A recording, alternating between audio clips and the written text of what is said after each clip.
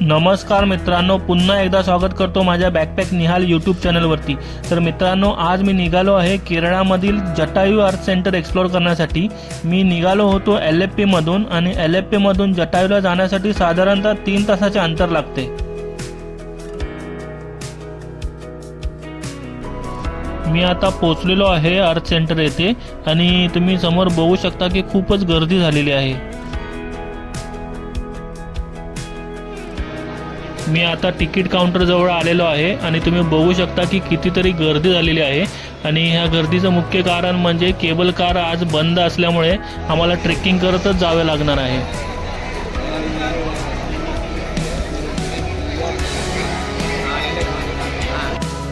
मी 650 रुपयाची 2 तिकीट काढलेली आहे आणि आता मी इथून ट्रेक करतच जाणार आहे।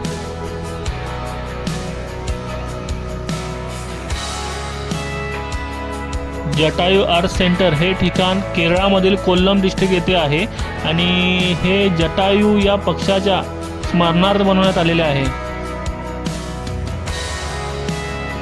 जटायूला पोहोचण्यासाठी 2 ऑप्शन्स आहेत। एक आहे ट्रेक करत जाणे आणि दुसरा ऑप्शन आहे की रोपवे आज बंद असल्यामुळे मी ट्रेक करत जात आहे आणि ट्रेक करत जाताना आपल्याला टोटली 826 पायऱ्या आहेत आणि 826 पायऱ्या चढून आपल्याला वरती जायचं आहे। जागोजागी बसण्याची व्यवस्था केलेली आहे आणि पाण्याची देखील व्यवस्था केलेली आहे।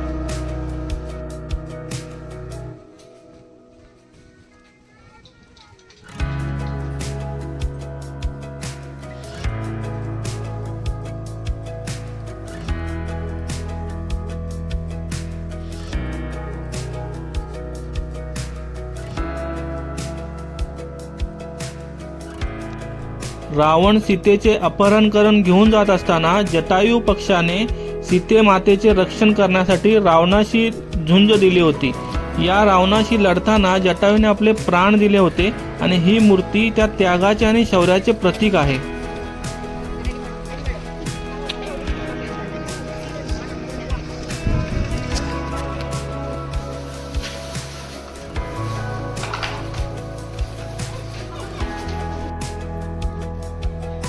तर ट्रेक करत मित्रांनो मी पोहोचलेलो आहे जटायू मूर्तीच्या समोर। ही समोर दिसत असलेली भव्य मूर्ती म्हणजे जटायू आहे आणि इतकी मोठी मूर्ती प्रत्यक्ष पाहिल्यावरती खूपच छान वाटते।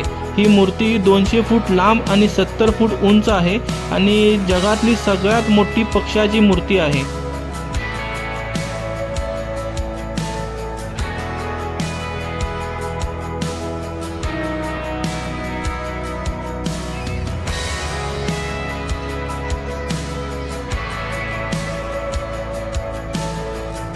तुम्ही या स्कल्पचरच्या गेट जवळ बघू शकता, इथे लिहिलेले आहे dedicated to woman safety and honours.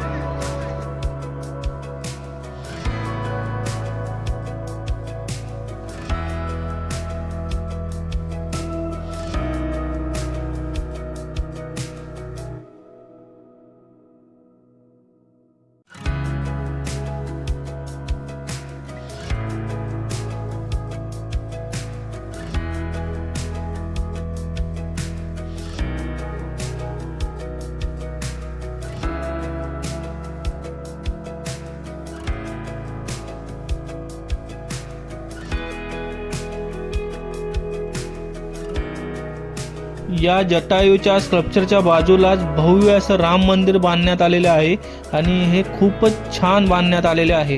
तर आता मी पुढे जाऊन दर्शन घेतो आणि तुम्हालाही दाखवतो।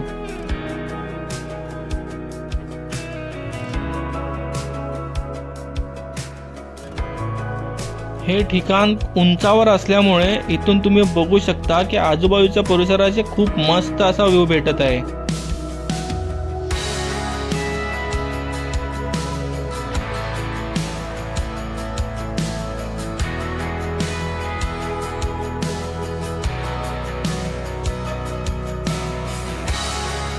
मंदिराच्या आतमध्ये आपल्याला फोटोशूट करून दिलेलं नाही आहे। तर आता मी माझी विजिट झालेली आहे आणि मी आता निघालेलो आहे परतीच्या प्रवासाला। तुम्ही समोर बघू शकता की गंडोला दिसत आहे, रोपवे दिसत आहे जे सध्या बंद स्थितीमध्ये आहे मेंटेनन्समध्ये आणि इथे येऊन मला खूपच छान वाटलं आणि तुम्ही पण नक्की विजिट करा।